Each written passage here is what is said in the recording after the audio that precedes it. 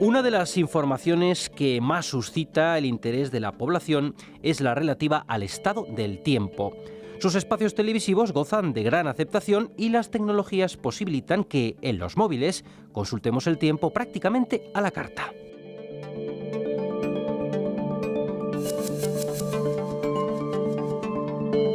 Lo cierto es que la observación meteorológica y la predicción del tiempo han experimentado una revolución en los últimos años gracias al desarrollo de los satélites y radares meteorológicos y otros sistemas de teledetección.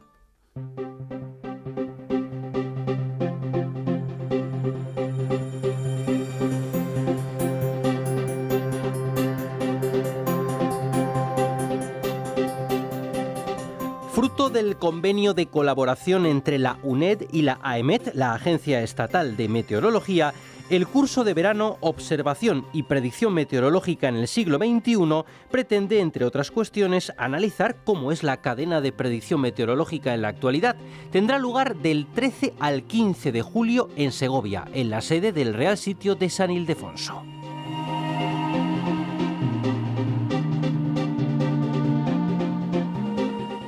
Hoy nos acompaña Ignacio Zúñiga, que es catedrático de Física del Departamento de Física Fundamental de la Facultad de Ciencias de la UNED. Bienvenido. Muchas gracias. También están con nosotros Modesto Sánchez, de la sección de Estudios y Desarrollos de la AEMET en Madrid. Bienvenido. Gracias. Y también Fernando García, de la sección de Observación de la AEMET. Bienvenido también. Muchas gracias. Como decíamos en la introducción, vamos a hablar del curso de verano sobre observación y predicción meteorológica en el siglo XXI, pero creo que antes de entrar con este curso es interesante que citemos un convenio que suscribieron hace ya creo que un par de años la UNED y la AEMET. Profesor Zúñiga, ¿nos puede comentar algo sobre ese convenio?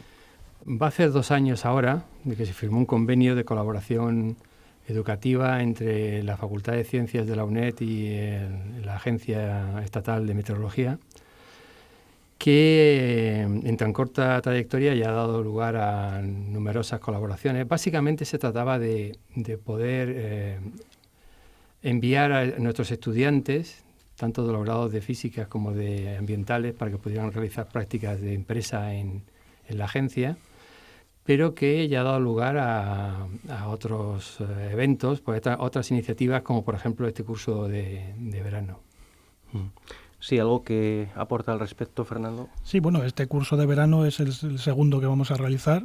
El año pasado empezamos la colaboración y dimos ya en Real Sitio de la Granja de San Ildefonso un curso sobre cambio climático para divulgar los estudios de la evaluación del impacto ambiental, y lo que tuvo muy buena acogida y tuvimos un buen trato por parte del personal de ahí de la UNED.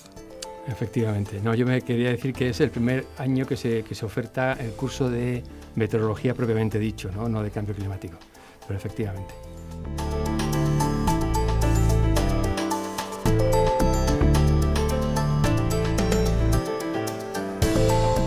Vamos ya a hablar del curso de este año. Modesto Sánchez, ¿por qué un curso de observación y predicción? Nosotros damos muchos cursos en diversos sitios, tanto en el ámbito universitario como en otros ámbitos de enseñanzas regladas y no regladas. También damos muchas charlas de divulgación y nos hemos dado cuenta que hay bastante desconocimiento de algunos aspectos importantes de las materias relacionadas con la meteorología, como son la observación y predicción. Pero no solo entre el público en general, sino incluso entre gente más o menos formada, estudiantes o incluso profesionales que tienen algo que ver con el ámbito de la meteorología, suelen tener lagunas importantes en aspectos de la observación y la predicción. Parece que están anclados en la observación del siglo XIX, principios del XX, del termómetro, el barómetro y el pluviómetro, o en la predicción de los mapas que sacaba Mariano Medina en la televisión. Hoy en día se ha modernizado porque nos han ayudado mucho los nuevos presentadores del tiempo en las diversas televisiones. Entonces, la idea es dar un curso en el que demos una serie de nociones básicas e importantes de cómo es la observación y la predicción en el siglo XXI, que ya digo, creemos que es en buena medida un gran desconocido en gran parte de la sociedad e incluso entre los estudiantes de las ramas relacionadas con nuestra disciplina. ¿Y a quién va dirigido? ¿Cuál sería el perfil del participante? Bueno, en principio el perfil, como ha comentado antes el profesor Zúñiga, serían las dos facultades, en el caso de la UNED, más vinculadas a este ámbito, como son físicas y ciencias ambientales, pero estaría abierto a estudiantes de otras disciplinas que en algún momento, bien de su su carrera universitaria o bien luego en su trayectoria profesional puedan tener que ver algo con la meteorología, estudiantes de geografía o estudiantes de cualquier otra disciplina, que más de los que ellos se creen pueden estar aquí. Va a tener en buena medida va a ser bastante divulgativo, no son charlas divulgativas, pero tampoco son de un contenido muy profundo, y prácticamente cualquier estudiante de cualquier carrera podría seguir con aprovechamiento el curso que vamos a hacer. Y por hacer un repaso al programa, ¿cómo lo podemos brevemente describir? Bueno, pues como se titula el curso Observación y Predicción en el siglo XXI, ¿no? Pues va a haber una parte dedicada a la observación meteorológica y otra parte dedicada a la predicción. En la parte de observación lo que vamos es no solo a hablar de las redes de observación clásicas que ha habido durante a lo largo de todo el siglo XX, sino con las nuevas redes de observación que aparecieron a finales del siglo XX, principios del XXI. Hablaremos de nuevos instrumentos, de nuevas redes, de tal manera que hablaremos no solo, como decía antes, del termómetro y el barómetro, sino también de los satélites, de los radares, de las redes de descargas eléctricas. Eso en cuanto a observación. Y en cuanto a predicción, lo que haremos es darles unos conocimientos mínimos sobre las técnicas básicas de predicción, interpretar campos meteorológicos, imágenes de satélite para aplicación para la predicción, imágenes de radar para aplicación para la predicción, y haremos una pequeña práctica de predicción real sobre el tiempo que tengamos ese día que hagamos el curso, lo que pueda dar de sí. Si viéramos que no da nada de sí, ya buscaríamos algo. Pero siempre hay alguna parte de España en la que hay algo que podamos comentar. Entonces, el curso va a ser, primero, explicarles bien las redes de observación, digamos, pasadas y actuales, y explicarles las técnicas brevemente, las técnicas de predicción que hoy en día se utilizan, y hacer una pequeña práctica de predicción para que sepan un poco dónde estamos. Al hilo de esta práctica de predicción, bueno, hay una serie de actividades complementarias que supongo que una de ellas está relacionada con esto último, ¿no? Sí, bueno, en la última sesión no va a ser una sesión teórica en la que estemos los profesores contándoles el rollo, sino que va a ser una predicción operativa. El penúltimo día haremos un par de grupos y pretendemos hacer en esas 2 o 3 horas que tengamos una predicción de verdad, una predicción, digamos, ligera, pero que sea de verdad. Y la idea que tenemos es que los propios estudiantes presenten esa predicción y vayan comparando lo que ha visto cada uno y lo que ha dejado de ver. Hay también alguna otra actividad, como una visita al observatorio de Navacerrada, que está bastante cerca de la granja, eso es una ventaja que tiene. Y luego, otras 2 ventajas por las que queremos que se vaya ahí es porque es el observatorio que tenemos de mayor altitud, que hace observaciones de invierno. No es que en julio vaya a haber muchas, pero enseñarles qué es lo que se mide allí en época de invierno. Y luego, además, está dentro de una red de radiación muy importante y hace otras medidas de meteorología, pero que en colaboración con otras instituciones, como medidas de polen para la Consejería de Salud de la Comunidad de Madrid, y creemos que es un observatorio bastante interesante. No sé si Fernando, que es del área de observación, tiene alguna cuestión que decir también de esta actividad. Complementar con lo que dices, que efectivamente el observatorio de Navacerrada, que está a 1888 metros de altitud, creo recordar, es uno de los observatorios punteros de la agencia, junto con el de Izaña. Y como bien dices, una de las cosas más importantes que tenemos es que desde hace como casi 6-7 meses, no llega al año, forma parte o va a formar parte de lo que es la red Palinocan de la Consejería de Sanidad, porque se instaló en el mes de marzo, creo recordar, un captador de polen que servirá pues para las alertas aerobiológicas de la Comunidad de Madrid. Y esa visita puede ser muy interesante porque también, aparte de lo que comentaba de un observatorio convencional, pues también se realizan observaciones de espesor de nieves que lo que sirven es para complementar los avisos que emite AEMET de prevención de riesgo de aludes. Es una visita, no es obligatoria, pero es muy interesante y muy recomendable.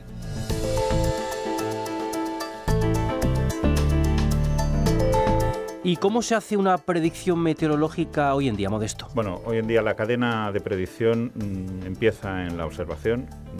Se hacen miles, decenas de miles, centenares de miles, millones de observaciones diarias. Todas esas observaciones llegan a un centro, que es el que procesa todo ese tipo de observaciones de todo el mundo, en donde se va a desarrollar las ecuaciones que gobiernan los movimientos atmosféricos en lo que se denomina un modelo numérico. Las observaciones llegan todas al centro de predicción.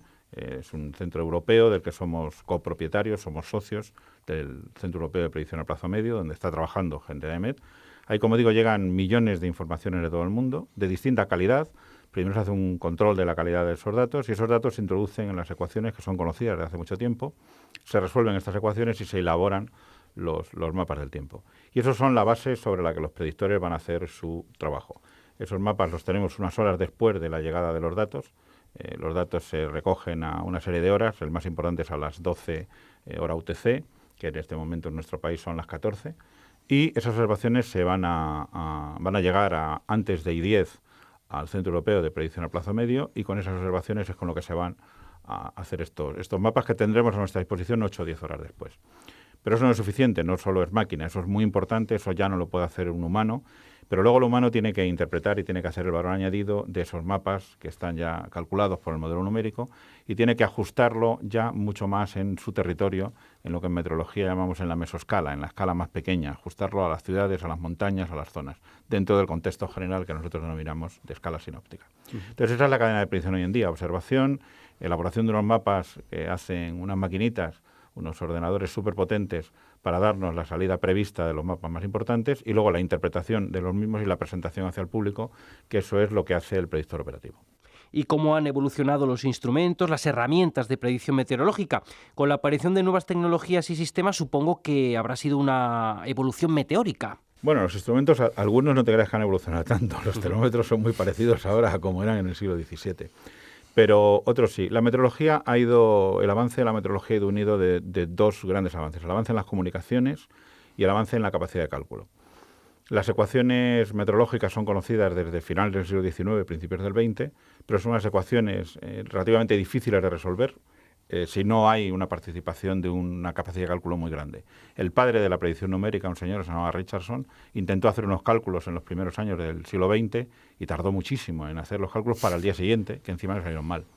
Y dijo al hombre que cuando hubiera una fábrica de meteorólogos dedicados a hacer cálculos de 20 o 30.000 individuos haciendo cálculos, pues se podría tener una predicción para el día siguiente. Eso han sido evidentemente los ordenadores, que ha sido una de las posibilidades que hemos tenido de poder ir avanzando en cálculos que se podían haber hecho hace 100 años, pero que no se tenía capacidad de cálculo. Y el otro, como decía, ha sido las comunicaciones.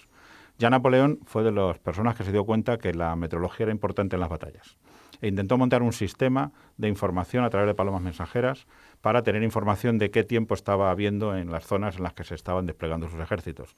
El problema es que las palomas mensajeras pues, no tenían la rapidez de suministrar la información que se ha ido teniendo posteriormente. El primer mapa sinóptico, el primer mapa que se hizo de poder saber lo que está ocurriendo en la atmósfera a la vez, se hizo una vez que se tuvo la posibilidad de comunicar rápidamente los datos meteorológicos, que eso fue con el invento del Morse, con el invento de poder transmitir de la telegrafía, del sistema telegráfico. Era una manera de poder medir ahora y que en menos de una hora pudiera estar en un sitio, el que fuera, en Berlín, en París, en Londres, la información. Eso hizo también que se inventaran unas claves, que algo les vamos a comentar a los alumnos, para poder transmitir toda la información meteorológica en un conjuntito de números, de tal forma que en una fila de números, de grupos de 5 números, damos toda la información de una estación meteorológica. Eso permitió el avance.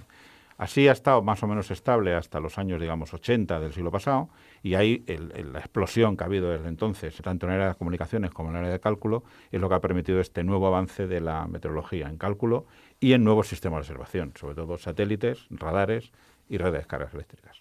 Supongo que estos enormes adelantos que comentamos van unidos también de algo que el público, por ejemplo, demanda mucho, que es la exactitud en las predicciones.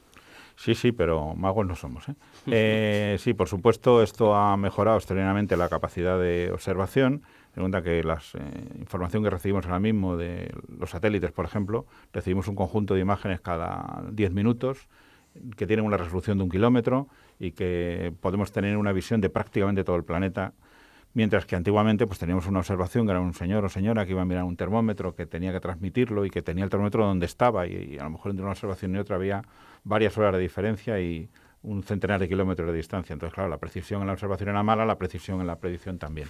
Por supuesto, esto ha mejorado extraordinariamente la precisión de los modelos, pero sigue habiendo una parte que es imposible de resolver, que está por debajo de nuestra capacidad y que probablemente lo estará siempre, de pequeños fenómenos que no tenemos capacidad ni vamos a tener probablemente nunca de medir. Entonces, aunque se pide mayor exactitud, como les digo a mis amigos, a veces nosotros cada vez vamos acertando más en el tiempo y en el espacio, acotándolo, pero tiene todo un límite. Preguntarme por el tiempo que va a hacer en la acera de los Pares de la calle Serrano, pues eso todavía no llegamos.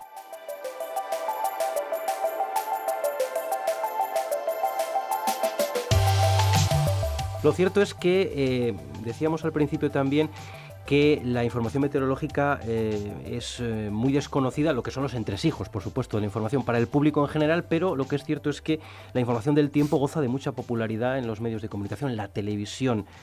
¿Qué opinión tienes sobre la información que se hace sobre el tiempo precisamente en los grandes medios?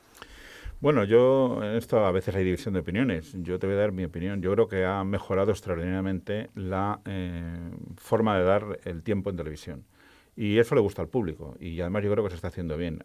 Para mí ahora mismo el trabajo que han hecho, sobre todo en televisión española, por ejemplo, en la 1, es magnífico, que además van introduciendo elementos de divulgación, que a mí me parece que eso es importantísimo, que el público vaya conociendo cosas. Y lo cierto es que los programas del tiempo, que empezaron siendo pues una cosa que iba después de los deportes, que era como lo importante del telediario, ahora tiene hasta espacio propio, separado y con una duración que casi dura más el tiempo que se dedica, el tiempo en minutos que se dedica a los fenómenos atmosféricos, que el tiempo que se dedica a los resultados del Real Madrid. Entonces, yo creo que es una cosa que ha entrado mucho en la sociedad y a mí me parece que ahora lo hacen muy bien. Que incluso algunos de los presentadores que no son meteorólogos, pero que se han interesado y están en asociaciones de meteorólogos también, porque son presentadores del tiempo, tienen una capacidad de transmitir, de enseñar cosas, de conectar con curiosidades. Esto último que se han inventado hace unos años, de que la gente mande fotos de las nubes y tal, eso antes no existía. Yo creo que eso sí le da vidilla y hace que se puedan explicar de a pie. Yo creo que la información meteorológica que en este momento tenemos nosotros en los medios de comunicación es muy buena. A veces esto lleva al error de pensar que porque la comunicación es muy buena, la predicción necesariamente tiene que serlo también en todos los extremos que todo el público quisiera, y no siempre es así. Pero ya digo, yo creo que se está haciendo una tarea en este momento francamente buena en todos los medios de comunicación, que se copian unos a otros para bien, creo yo, y que yo estoy muy contento de la información que se está dando en estos momentos, sobre todo en los medios audiovisuales, en televisión, fundamentalmente. Hablábamos antes también del uso de las tecnologías en la predicción meteorológica. Bueno, hablemos un poco de futuro. ¿Por dónde irían las tendencias? ¿Qué se puede mejorar más o hacia dónde vamos dentro de este campo? Bueno, yo creo que cada vez más claramente iremos a predicciones un poco a la carta para usuarios específicos, con productos que tienen que ser muy ágiles y que se los tenemos que dar en el mínimo tiempo posible y con la máxima precisión que se pueda, sobre todo con sistemas como hay ahora mismo para los móviles. Hoy todo el mundo ya tiene una aplicación en el móvil que le dice, que se conecta con nuestros radares y le dice dónde están las nubes en este momento o dónde creen que están las nubes en este momento. Entonces yo creo que el futuro de la predicción va a ir para, aparte de usuarios clásicos y imprescindibles como protección civil, aviación, el mar, es a usuarios específicos que pueden necesitarlo. Estamos empezando a hacer cosas de estas con gente de la montaña, con gente para ámbitos marineros, para ámbitos de excursiones, para ámbitos de deportes, y yo creo que es por ahí por donde van a ir un poco las cosas. Cada vez predicciones más específicas y que se tengan presentes más rápidas y con mejor presentación visual. No sé, profesor Zúñiga, si podemos hacer una recapitulación sobre los datos básicos del curso, lugar de celebración, fechas. El curso comenzará el lunes 13 de julio, durará 2 días hasta el día 15. Está organizado por el Centro Asociado de Segovia, pero se va a celebrar en La Granja. Quiero aprovechar para dar las gracias al alcalde del excelentísimo ayuntamiento de La Granja, porque nos facilita generosamente el uso de sus instalaciones en el propio consistorio, un aula estupenda, dotada de las mejores facilidades audiovisuales.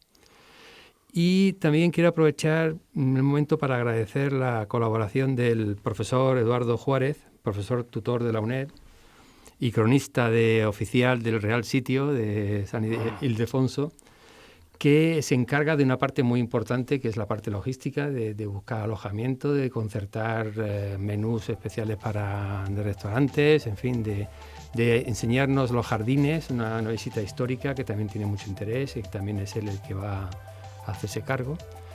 Y bueno, básicamente esto, sí.